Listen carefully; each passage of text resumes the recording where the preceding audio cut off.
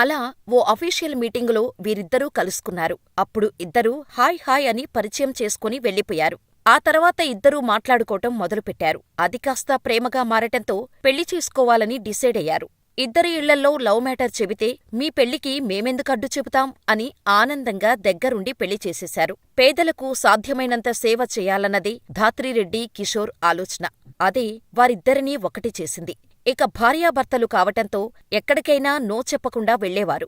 చింతపల్లి, పాడేరు పూర్తిగా ఏజెన్సీ ప్రాంతాలు. ఇక్కడ గిరిజనులు కేవలం అటవీ ఉత్పత్తులపైనే ఆధారపడి జీవిస్తుంటారు. గిరిజనుల పిల్లలకు ప్రతి ఒక్కరికీ విద్య అందేలా వీరిద్దరూ చర్యలు తీసుకున్నారు.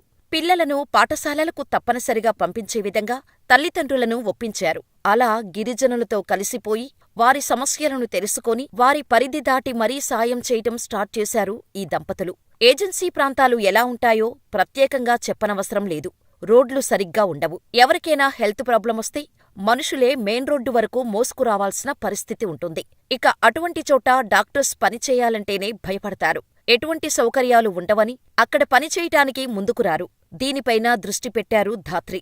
ఏజెన్సీ ప్రాంతాల్లో వైద్య సిబ్బంది ఎదుర్కొంటున్న ఇబ్బందులను పరిష్కరించి గిరిజనులకు సకాలంలో వైద్యమందేలా చర్యలు తీసుకున్నారు. చదువుకునే రోజుల నుంచే ఆమె సేవా కార్యక్రమాలపై ఎక్కువగా దృష్టి పెట్టేవారు.